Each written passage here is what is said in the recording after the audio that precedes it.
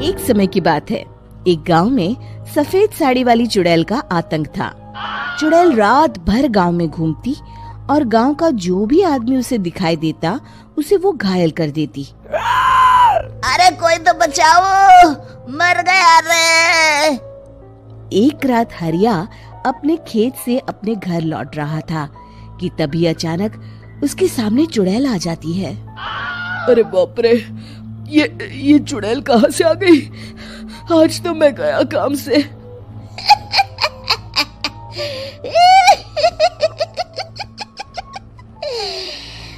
आज मुझे मेरा शिकार मिल गया।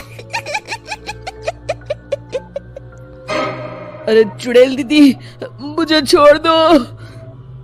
जैसे ही चुड़ैल हरिया की तरफ बढ़ती है, हरिया वहाँ से भाग जाता है और अपने घर के दरवाजे पे पहुँचता है। अरे भगवान, जल्दी से दरवाजा खोलो, मेरे पीछे चुड़ैल पड़ी है। हरिया की पत्नी जल्दी से दरवाजा खोल देती है। अरे आप इतना हाफ क्यों रहे हैं? अरे मेरे पीछे चुड़ैल पड़ी है, आज तो मैं बाल बाल बच गया।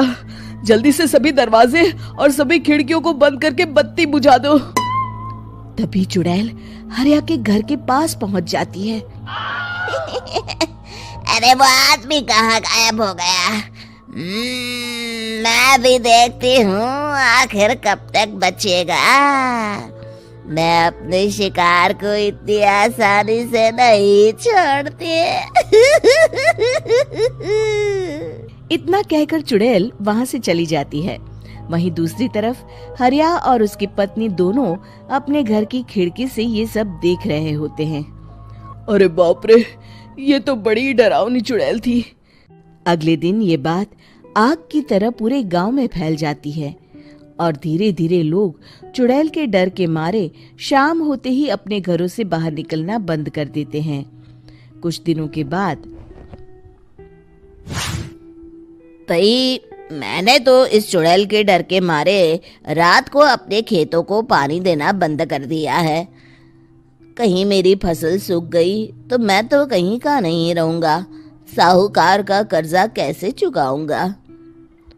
अरे भाई, पूरे गांव वालों का यही हाल है। पता नहीं ये चुड़ैल हमारे गांव में कहां से आ गई। फिर एक दिन गांव के पास वाली नदी के किनारे एक बहुत बड़े तांत्रिक के आने की बात कुछ गांव वालों को पता चलती है। वो लोग जाके ये बात गांव के मुखिया को बताते हैं। मुखिया जी, नदी के किनारे एक बहुत ही पहुंचे हुए तांत्रिक बाबा आए हैं। हमें उनसे मदद मांगनी चाहिए। मैंने सुना है वो बड़े बड़े भूतों और चुड़ैलों को अपने वश में कर लेते हैं। मुखिया जी सभी गांव वालों को लेकर उस तांत्रिक के पास पहुंच जाते हैं। ओम फट स्वाहा, ओम फट स्वाहा।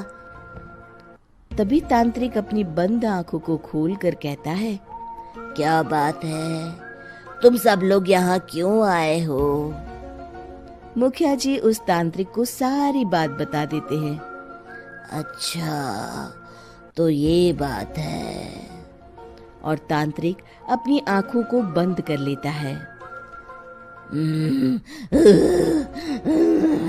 मैं देख रहा हूँ तुम्हारे पूर्वजों ने बहुत पाप किए थे, जिससे ये गांव अब श्रापित हो चुका है।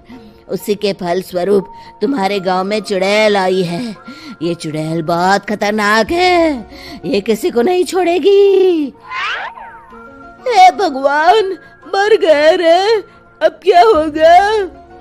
तभी गांव के मुखिया जी कहते हैं, बाबा, इस चुड़ैल से हम सबको बचा लीजिए। कोई तो उपाय होगा। इसका सिर्फ एक ही उपाय है।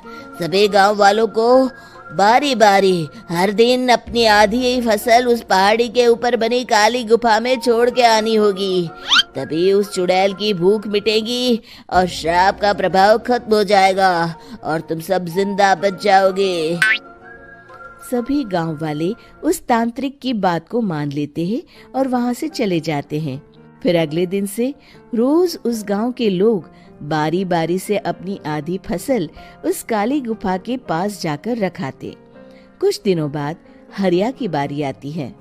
बाप रे, आज तो मेरी बारी है उस काली गुफा में जाने की। क्या करूं, वो तो बड़ी खतरनाक चुड़ैल है। मेरे तो हाथ पैर कांप रहे हैं। फिर हरिया डरते डरते अनाज की बोरियां अपनी बैलगाड़ी में लाद देता है। तभी हरिया की पत्नी उससे कहती है, देखो जी, संभल के जाना और किसी भी हालत में शाम होने से पहले वापस आ जाना। उस चुड़ैल का कोई भरोसा नहीं है जी। हरिया बैलगाड़ी में बैठते हुए कहता है, भगवान, मैं क्या वापस आऊंगा। लगता है अब तो मेरी खबर ही आएगी। इतना कहकर हरिया वहां से चला जाता है। रास्ते में जंगल से गुजरते हुए हरिया की बैलगाड़ी का एक चक्का बड़े गड्ढे में फंस जाता है। हे भगवान, अब ये क्या मुसीबत है। हरिया नीचे उतर के पूरी ताकत से अपनी बैलगाड़ी को गड्ढे से निकालने की कोशिश करता है।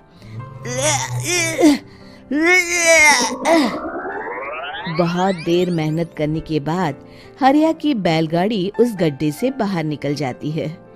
हे भगवान, अब तो शाम होने वाली है। आज तो मैं गया काम से।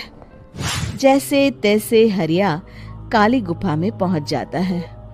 अरे मर गया रे, यहाँ तो चारों तरफ डरावना माहौल है। मैंने यहाँ आने में बहुत देर कर दी, कहीं चुड़ैल नाराज ना हो जाए। हरिया अनाज की बोरियां वहां रख के जैसे ही जाने लगता है, तभी उसे किसी के आने की आवाज सुनाई देती है। हरिया एक कोने में छुपकर अंदर देखने लगता है। चुड़ैल वहां आती है और फिर अपने चेहरे से नकली चुड़ैल का मुखौटा निकाल देती है।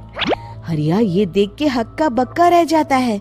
तभी चुड़ैल कहती है, भैया यहाँ आना, आज तो बहुत अनाज आया है। इसे मिलाकर अब हमारे पास ढेर सारा अनाज जमा हो गया है। कल ही हम इसे शहर में बेच आएंगे और माला माल हो जाएंगे। तभी अंदर से नदी के किनारे वाला तांत्रिक बाहर आता है। अरे, ये तो तांत्रिक बाबा है। हाँ, अब तो हम दोनों की जिंदगी मजे में कटेगी। गांव वालों को बेवकूफ बनाना इतना भी मुश्किल नहीं था।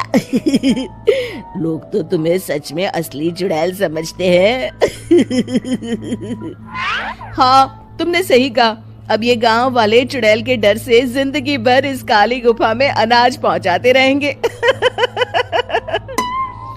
अच्छा, तो ये बात है। ये दोनों पूरे गांव वालों को बेवकूफ बना रहे हैं। अभी जाकर सबको बताता हूँ। हरिया उन दोनों की पूरी बातें सुन लेता है और जल्दी से वापस गांव में आता है। गांव वालों को पूरी बात बता देता है। इससे पहले वो दोनों हमारा अनाज लेकर शहर जाए, हमें उन दोनों को पकड़ना होगा। उधर दूसरी तरफ नकली तांत्रिक और नकली चुड़ैल बनी औरत एक बड़ी गाड़ी में सारा अनाज लाद के वहां से निकलने की तैयारी कर रहे होते हैं। जल्दी करो, इससे पहले हमें कोई देख ले। हमें यहाँ से निकलना होगा। और तभी वो दोनों देखते हैं कि सामने से सभी गांव वाले अपने अपने हाथों में मशाल लेके आ रहे हैं। दोनों बुरी तरह डर जाते हैं। रुक जाओ, तुम दोनों का भांडा फूट चुका है। अरे मर गए रे, ये गांव वाले कहाँ से आ गए? तुमने क्या सोचा इतनी आसानी से यहाँ से निकल जाओगे? ये अनाज हमने अपने खून पसीने से दिन रात खेतों में मेहनत करके उगाया है। दोनों मुखिया जी के पैरों में गिर जाते हैं। हमें माफ कर दीजिए, हम दोनों एक नंबर के कामचोर हैं। बिना मेहनत किए पैसे कमाना चाहते थे। हाँ, अब हम आगे से मेहनत मजदूरी करके पैसे कमाएंगे। हमें कुछ मत करना, हमें छोड़ दीजिए।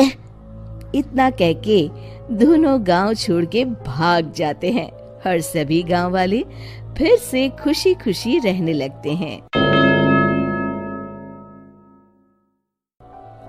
शिक्षा, तभी तो कहते हैं कि किसी भी समस्या का समाधान केवल सूझबूझ से ही करना चाहिए और कभी हिम्मत नहीं हारनी चाहिए।